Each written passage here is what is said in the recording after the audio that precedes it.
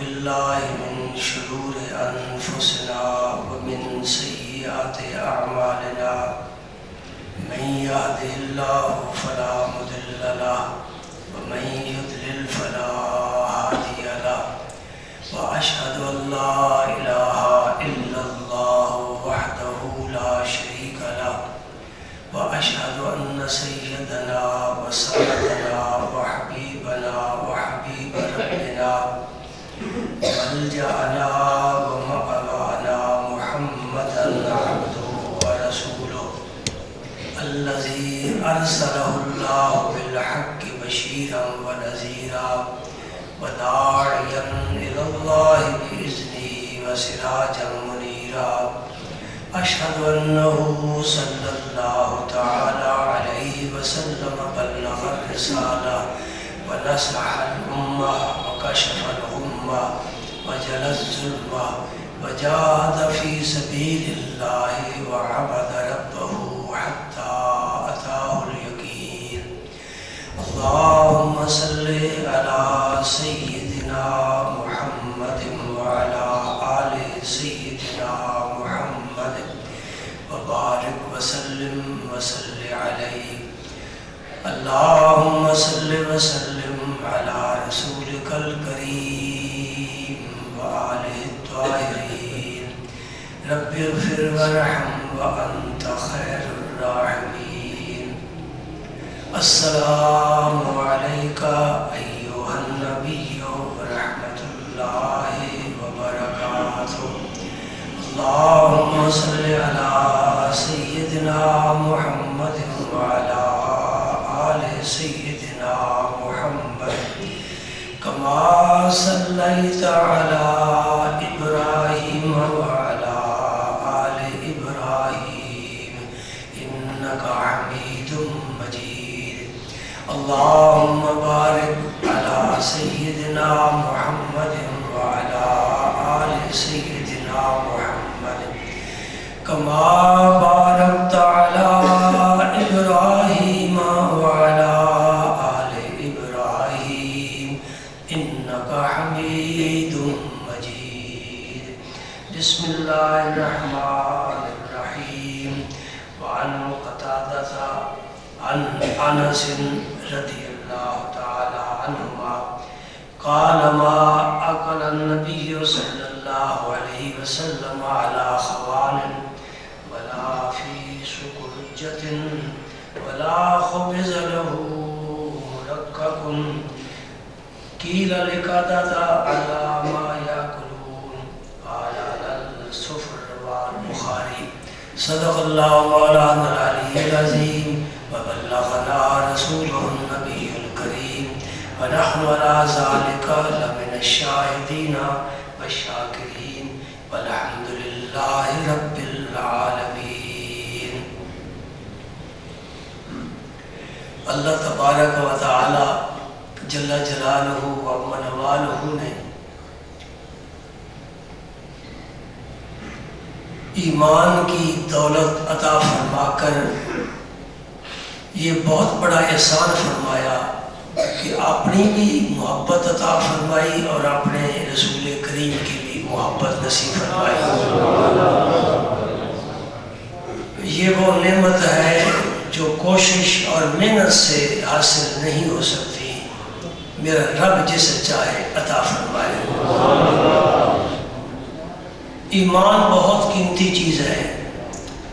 ایمان کے بغیر کوئی جنت میں نہیں جائے گا، یعنی کسی پر اللہ راضی نہیں ہوگا.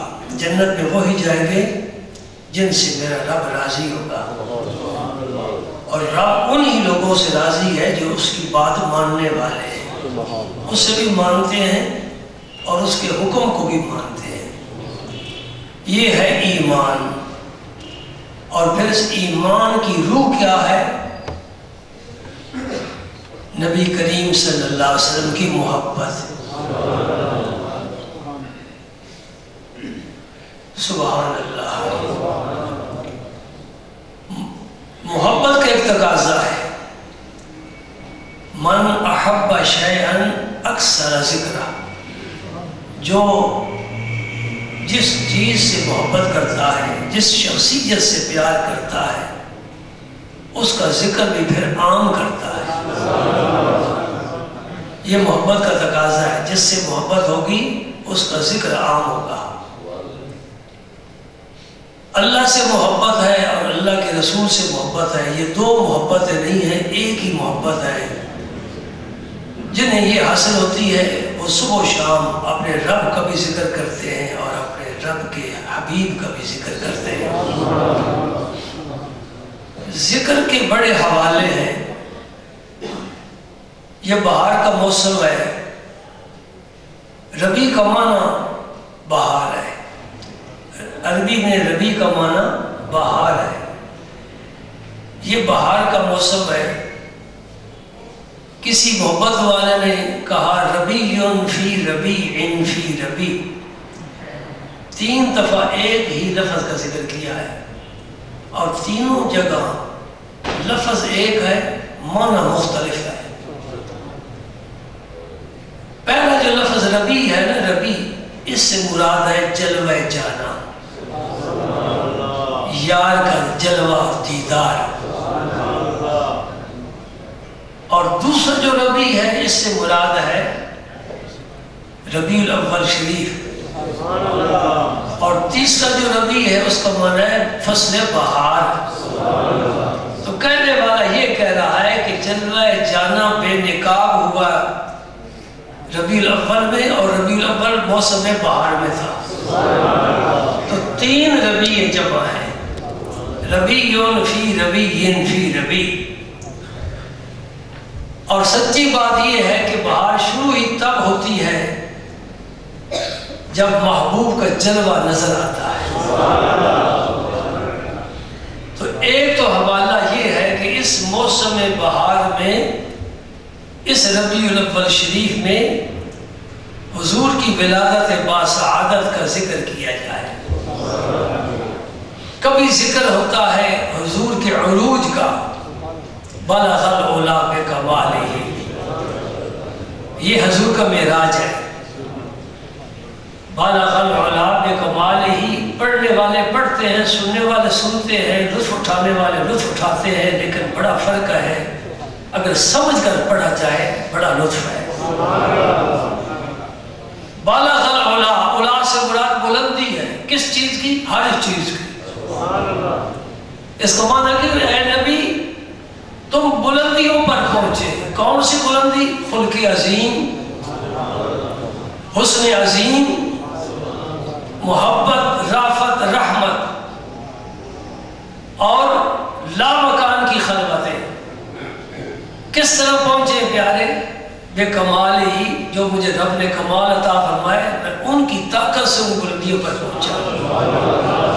اور پھر یا رسول اللہ جہاں سے گزرتے گئے اتنی بلندیوں تک جو پہنچے تو پھر کیا ہوا؟ فرمایا کاشفت تجا بے جمال ہی، حضور کے جمال کے جلوے اندھیروں کو مٹاتے گئے۔ کوئی ظلمت نہیں رہی، کہیں اندھیرا نہیں رہا، سب روشنی ہی روشنی ہو گئی۔ اور پھر کہتے حسنت جمیع خصالہ، کسی کی ایک اچھی خوبی ہوتی ہے، کسی کو 2 وصف ملتے ہیں، کسی کو 4 ملتے ہیں۔ پیارے جتنی اچھی خصلتیں ساری ہی رب نے آپ کو عطا فرما دی۔ حسنت جمیع خصالہ، تمہاری ہر خصلت ہی خوبصورت ہے۔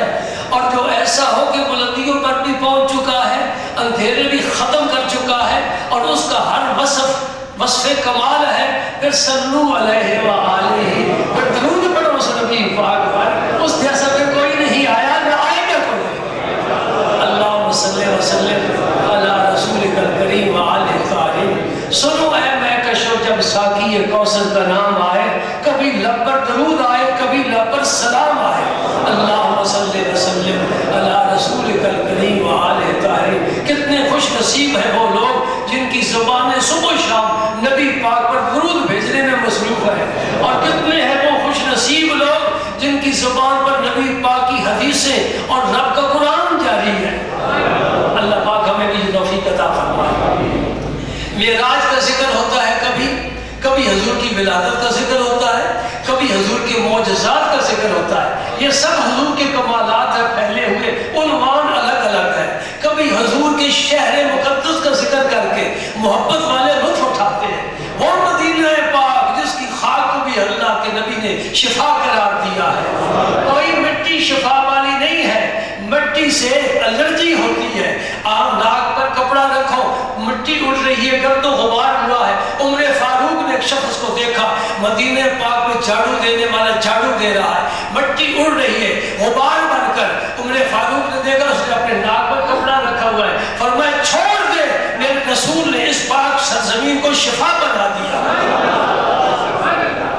کیوں نہ ہو جہاں جسد اقدس میرے نبی کا آرام فرما رہا ہے، اس سے لگنے والی مٹی عرش عظیم سے اعلیٰ ہے. امت کے تمام علماء کے اس پر اتفاق ہے.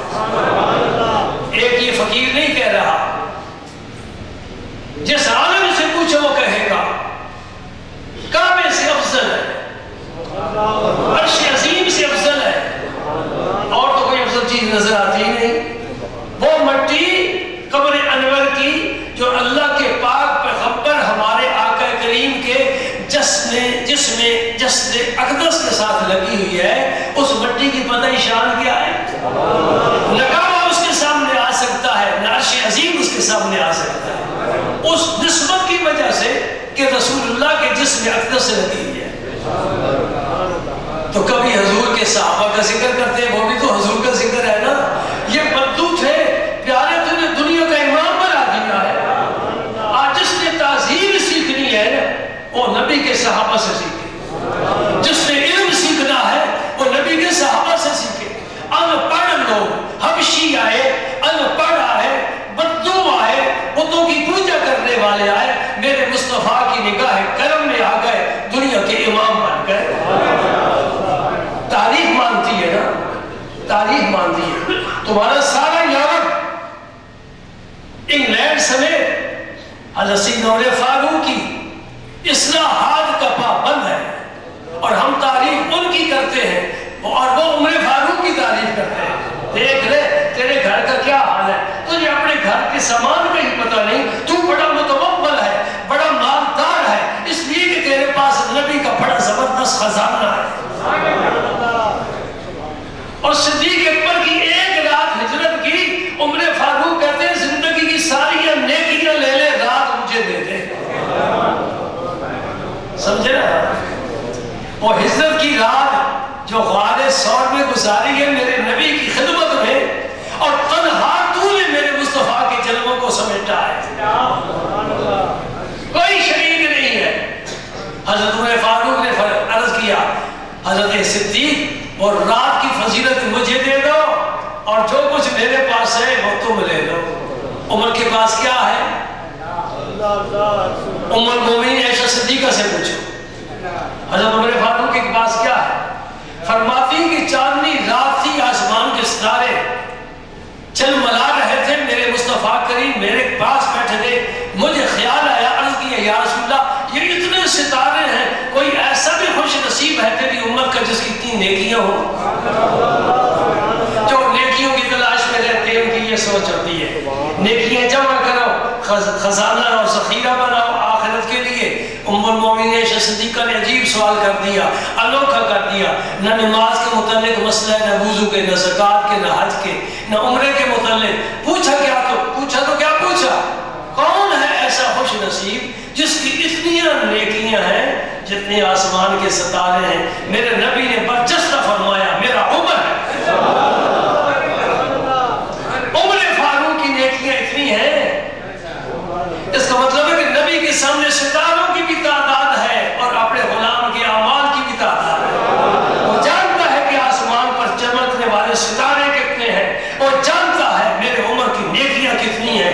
عائشہ صدیقہ کو اپنے والد گرامی یاد آئے.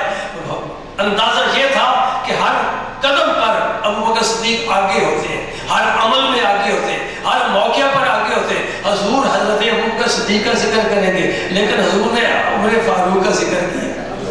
تو عائشہ صدیقہ نے کہتی یا رسول اللہ پھر میرے ابا جان کے دل گئے. بھائی حق بولتا ہے نا، حق وصول کرنا چاہتے ہیں. میرے آقا نے فرمایا عمر کی ساری زندگی کی نیکیاں ایک طرف اور ابو بکر کی ایک نیکی ایک طرف. ہم سلام کرتے ہیں سب کی عظمت صدیق اکبر کو، عثمان غنی کو، علی المرتضیٰ کو، یہ تو حضور کے 4 یار ہیں، اور جو مؤذن اذان پڑھ رہا ہے اس کے قدموں کی خاک ہماری آنکھ کا سرما ہے۔ ہم رنگ نہیں دیکھتے، ہم نسل نہیں دیکھتے، خطہ علاقہ نہیں دیکھتے، ہم دیکھتے کہ کس کے سینے میں دل دھڑکنے والا ہے، نبی کی محبت کے ساتھ اس کا کیا تعلق ہے۔ یہ حضرت بلال ہے، عظمت والے حضرت بلال۔ اپنی مسجدوں کے نام مسجد بلال رکھتے ہیں، بچوں کے نام بلال رکھتے ہیں، کیوں بھائی؟ اس لیے کہ نبی کو پسند تھا نا، یہ حبشی غلام نبی کو پسند تھا۔ اگلے روز 10 میں حدیث پاک بیان ہوئی، سرکار نے عید کی نماز پڑھائی، نماز پڑھا کر خطبہ دیا، خطبہ دے کر جہاں خواتین بیٹھی تھی علیحدہ ان کو حکم تھا تم عیدگاہ میں نہ آؤ، تم پر عید کی نماز واجب نہیں ہے، علیحدہ بیٹھو، اجتماع میں ضرور شامل ہو، اجتماع میں شامل ہونے سے برکت ہوتی ہے۔ اور فرمایا تھے جو نماز پڑھنے کے قابل نہیں ہے انہیں بھی ساتھ لاؤ، اور جس کے پاس چادر نہیں ہے، جس کی بڑی چادر ہے اس میں لپیٹ کر لائے۔ حضور نے یہ ساری تاکیدیں فرما دی۔ عورتیں، خواتین سب وہاں جمع ہوتے۔ جب حضور عید کی نماز سے خطبے سے فارغ ہوئے تو ان کے بعد تشریف لے گئے۔ کون ساتھ تھا بھائی؟ حضرت بلال ساتھ۔ حضور نے انہیں نصیحتیں فرمائی، صدقے کو حکم دیا، اور عورتوں نے اپنے کان کی بالیاں تک اتار کر پھینک دی۔ حضرت بلال جمع کر رہے تھے مجاہدین کے لیے، اور ایک موقع پر میرے نبی پاک نے خطبہ ارشاد فرمایا اور ہاتھ حضرت بلال کے کندھے پر رکھ کر خطبہ ارشاد فرمایا۔ کتنی عظمت دے دی میرے نبی نے۔ اور یہ نہیں دیکھتا کہ کالا ہے کہ گورا ہے، نہیں دیکھتا امیر ہے کہ غریب ہے، بس اس کی نظر دل میں دھڑکنے والے، اس سینے میں دھڑکنے والے دل پر ہوتی ہے کہ رسول اللہ کی اور رب کی محبت کتنی ہے۔ دوستو تمہید لمبی ہو جائے گی، اور میں آپ کے سامنے چند احادیث طیبہ پیش کرنا چاہتا ہوں جن کی روشنی میں ہم نبی پاک کے کھانے کے انداز سیکھ رہے ہیں گزشتہ جمعے اور پیوستہ جمعے سے، کہ رسول پاک صلی اللہ علیہ وسلم نے کس طرح کھانا تناول فرمایا، کیا کیا چیزیں پسند تھیں، کیا چیزیں ناپسند تھیں، اور حضور کے بیٹھنے کا انداز کیا تھا۔ یہ ساری چیز سمجھ لیں، یہ اس محبت کا تقاضا۔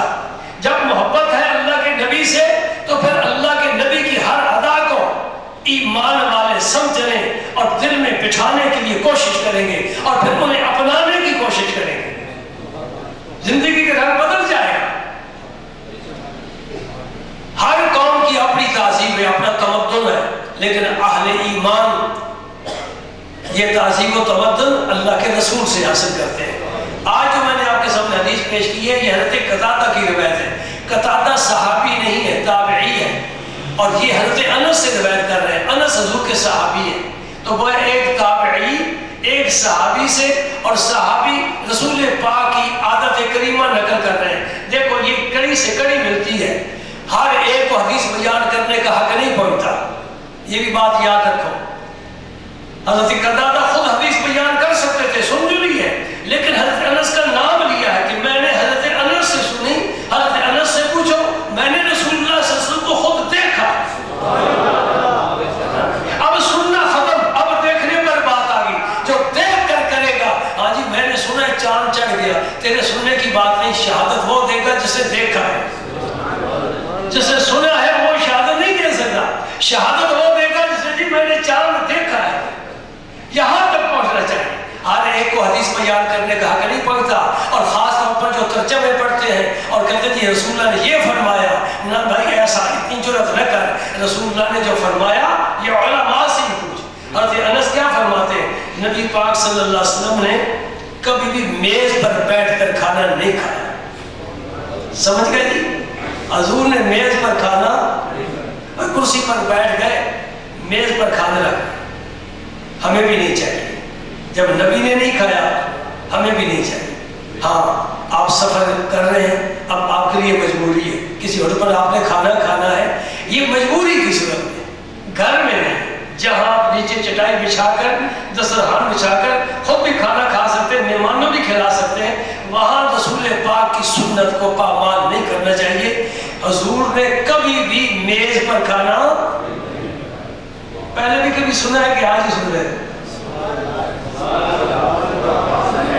اچھا، ولا فی سکرجہ، سکرجہ کی بھی کہتے ہیں چھوٹی پیالی کو. یہ جو سویٹ ڈش کے لیے پیالی ہوتی ہے نا چھوٹی چھوٹی، کیونکہ وہ تھوڑی ہوتی ہے نا، اس میں حضور نے کھانا نہیں کھایا. اس کا کیا مطلب ہے؟ پیالی چھوٹی میں کھانا کھانے کا مطلب ہے کہ میں علیحدہ کھاؤں گا اور کوئی میرے ساتھ شریک نہیں ہو سکے گا. یہ کنجوسی اور بخل کی بات ہے.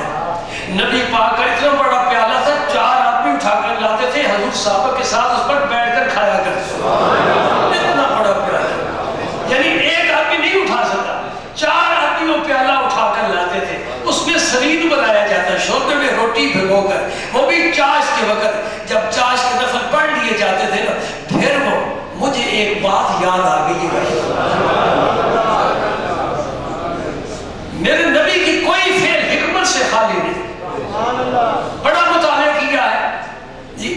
اب گور کے دارے پہنچ گئے، بال سفید ہو گئے، انہی کاموں میں سفید ہو گئے. کوئی اوقات زندگی میں کیا ہی نہیں، نہ کبھی سوچا ہے. تو جتنا مطالعہ کیا ہے، میں نے دیکھا میرے رسول پاک کا کوئی کام حکمت سے خالی نہیں، ہر کام میں حکمت ہے. اب یہ جو مسئلہ آ گیا کہ چاش کے بعد وہ پیالہ 4 آدمی حضور کے کاشانہ اقدس سے اٹھا کر لاتے تھے، اور جو صحابہ نفل چاش کے پڑھتے تھے، حضور نے فرماتے قریب قریب آ جاؤ. تو حضور بھی یوں جس طرح آپ وضو کرنے کے لیے بیٹھتے ہو نا، اس طرح بیٹھ کر اپنے یاروں کے ساتھ کھانا کھایا کرتے تھے. اور سبحان اللہ، سلام پیش کرو سیدہ آمنہ کی بارگاہ میں، تو نے ایسا لال دیا ہے دنیا کو کہ اس کی مثال نہیں ملتی. کوئی بڑا آدمی امیر آدمی اپنے نوکر کے ساتھ نہیں کھائے گا، علیحدہ بیٹھا. ایسا ہے کہ نہیں؟ غلط کہہ رہا ہوں؟ ہاں، میں پیروں کو دیکھا ہے، بزرگوں کو دیکھا ہے، علماء کو دیکھا ہے، درویشوں کو دیکھا ہے، کہتے ہیں ہاں یار مل کر کھائے. چلتے چلتے میں اپنے پیر کا ذکر نہ کروں تو میری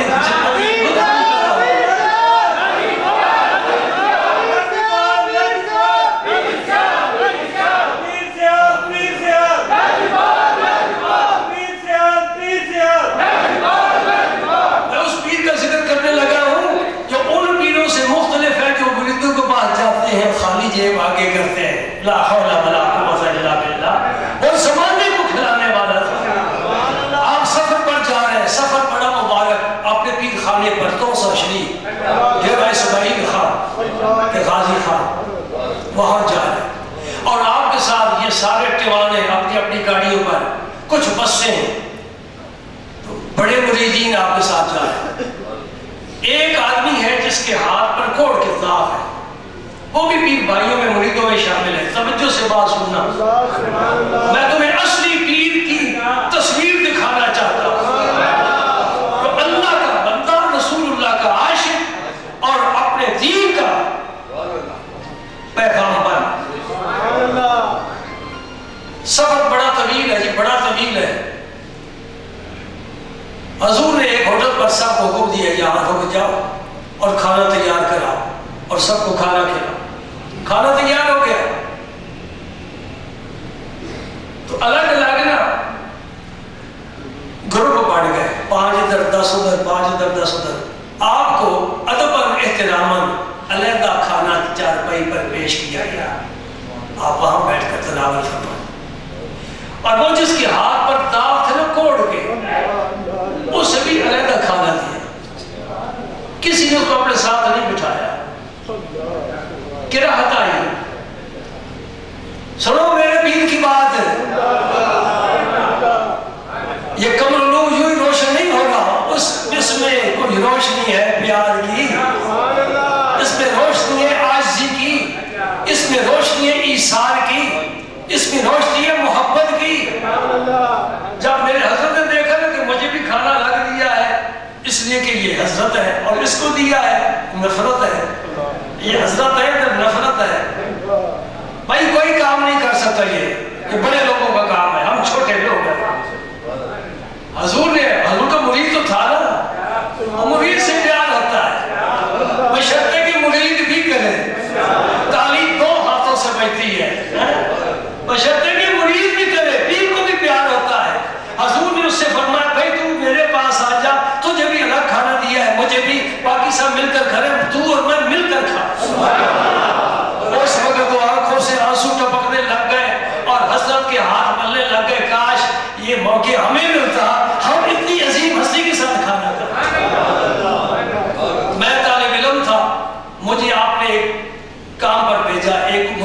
استاد لانے کے لیے فیصل آباد، میں وہاں سے استاد لایا دارالعلوم کے لیے، دوپہر کا وقت تھا، آپ کی خدمت میں حاضر ہو کے عرض کروں حضور استاد حاضر ہو چکے ہیں، آپ کھانا تناول فرما رہے تھے، تو مجھ سے آپ پوچھے نہیں ہے بھائی جس کام کے لیے گیا تھا وہ کام کیسا ہوا؟ فرمایا بیٹھ میرے ساتھ کھانا، ایک ہی برتن سالن والا، ایک ہی برتن، ایک ہی روٹی، جس سے لقمہ آپ اتنی عظیم ہستی دے رہے اور میں جیسا نکما بھی وہاں سے کھانا کھا رہا ہے۔ یہ ہے اصلی پیر جس کی خوشبو عالم میں پھیلی ہوئی ہے۔ سبحان اللہ۔ نبی کریم صلی اللہ علیہ وسلم اس چھوٹے برتن میں اس لیے کھانا پسند نہیں فرمایا، اب بھی عرب میں عادت ہے سب کی کہ مل کر کھانا کھاتے ہیں، بڑے برتن میں چھوٹے برتن میں۔ پھر حضرت انس سے پوچھا حضرت قتادہ نے، حضرت قتادہ سے پوچھا گیا کہ حضور جب میز پر کھانا نہیں کھاتے تھے اور پھر آپ کس طرح کھاتے تھے؟ فرماتا ہے لا خوان ہے، دسترخوان بچھا کر۔ حضور کا دسترخوان کپڑے کا اور چمڑے کا، یہ دو دسترخوان آپ نے استعمال فرمائے، اور سرخ رنگ کا یہ سرکار کا دسترخوان، وہ بچھ جاتا اور صحابہ بیٹھ جاتے، حضور بھی بیٹھ جاتے نیچے زمین پر، اور یہ جو گھٹنا ہے اس کو بچھا کر یہ دایاں گھٹنا کھڑا کر کے، یہ طریقہ تھا سرکار کے بیٹھنے کا، کھانا کھانے کے لیے یہ طریقہ ہے بیٹھنے کا، اور سب سے پہلے بسم اللہ شریف پڑھتے آپ صلی اللہ علیہ وسلم۔ ایک اور آپ کی عادت کریمہ ہے، حضرت ابو ہریرہ روایت فرماتے ہیں نبی کریم صلی اللہ علیہ وسلم نے کھانے کو کبھی عیب دار نہیں بتایا، اگر طبیعت ہے تو کھا لیا، طبیعت نہیں ہے تو نہیں کھایا، یہ نہیں فرمایا کہ مرچیں زیادہ ہیں، اس میں نمک تھوڑا ہے، یہ ہے وہ ہے، کھانے کو حضور نے عیب نہیں لگایا۔ ہمارے لیے بھی یہ رسول اللہ کی سنت بن گیا کہ کھانا سامنے آئے چکھو، پسند ہے تو کھا لو، کمی بیشی ہے چھوڑ دو، کھانے کو عیب نہ لاؤ، اللہ کی نعمت ہے، تیرا ایک لقمہ ساری کائنات اس پر لگی تیار کرنے میں، کہاں سے؟ کسان نے ہل چلایا، زمین تیار کی، ہل کہاں تیار ہوا، بیل کہاں سے آئے، یہ بیج کہاں سے آیا، ذرا توجہ کر، وہاں سے یہ تیرا لقمہ چل رہا ہے، پھر تھریشر مشین کہاں سے آ گئی، کاٹنے والی مشینیں کہاں سے آ گئی، پھر چکی میں گیا، چکی کہاں سے آ گئی، چکی کو چلایا کس نے؟ غرض ہے کہ یہ لقمہ تیرا چلتا چلتا چلتا چلتا بڑی دیر کے بعد کتنے مروں سے گزر کر تیرے منہ میں آیا، تیرے منہ میں دانت کس نے رکھے ہیں، اس میں لعاب دان کس نے پیدا کیا ہے، لعاب دان نہ ہو تو کھانا نرم نہیں ہوتا، کھانا نرم نہ ہو آسانی سے نگلا نہیں جاتا، نگلا نہ جائے تو ہضم نہیں ہوتا، یہ سارا نظام کس نے بنایا ہے؟ تو بندہ اتنا بھی نہ کرے کہ کھانے سے پہلے بسم اللہ ہی پڑھ لے، یار تیرا شکر ہے تو نے یہ مجھے عطا فرمایا، میں تو اس قابل نہیں تھا۔ ایک زمانہ تھا کہ صحابہ پوچھا کرتے تھے یا رسول اللہ صلی اللہ علیہ وسلم، ہم جنگل میں سفر کرتے ہیں، کوئی چیز کھانے کی نہیں ملتی تو ہمارے لیے مردار کھانے کی صورت میں کھائے۔ فرمایا جب تمہیں کوئی چیز کھانے کی نہ ملے، حتیٰ کہ درختوں کا پتا تک نہ ملے، کوئی سبزہ کوئی گھاس نہ ملے، تو اس صورت میں تم مردار کھا سکتے ہو۔ ایک وہ زمانہ تھا لوگ مجبوراً مردار کھایا کرتے تھے۔ بھائی میں تمہیں ایک اور پیر کی بات سناؤں، یہ میرے پیر کا بھی پیر ہے اور سارے چشتیوں کا پیر ہے، نظامی جتنے ہیں محبوب الہی نظام الدین اولیاء کے در سے فیض پاتے ہیں، اور وہ بابا فرید کے غلام ہیں۔ محبوب الہی نظام الدین اولیاء کو رب نے اتنا ظرف عطا فرمایا تھا کہ 7 سمندر پی کر بھی ہونٹ خشک رہتے تھے، اور کبھی کرامت کا اظہار نہیں فرمایا، سب کو اپنی مٹھی میں رکھتے تھے۔ کرامت کا اظہار کرنا اگر اجازت ہو رب کی، یہ بھی رب کی شان ہے، اور اگر اپنے کمال کو چھپا کر رکھے یہ اس سے بھی بڑا کمال ہے، بڑا کمال ہے۔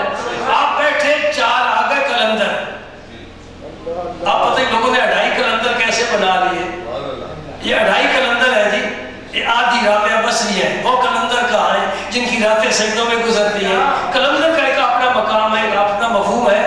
4 مسافر کلندر آ گئے جو جنگل کا سفر کر کے آئے تھے، اور حضرت کی عادت تھی کہ مہمان آتا فوراً حکم ہوتا جاؤ کھانا لاؤ۔ لنگر میں بڑے کھانے پکتے تھے، اس لیے کہ بادشاہ کے مصاحب وزراء امراء رات کو حضرت نظامالدین اولیاء کے لنگر سے کھانا کھایا کرتے تھے. آج مجھے قاری صاحب میرے پاس آئے کہنے لگے ایک دفعہ ایک آدمی ہمارے راستے میں رکاوٹ بن گیا اور اس نے ہمیں تانا دیا، کہنے کہ تم 3000 کے ملازم ہو مولوی قاری، دینے والے بھی تم ہی ہو.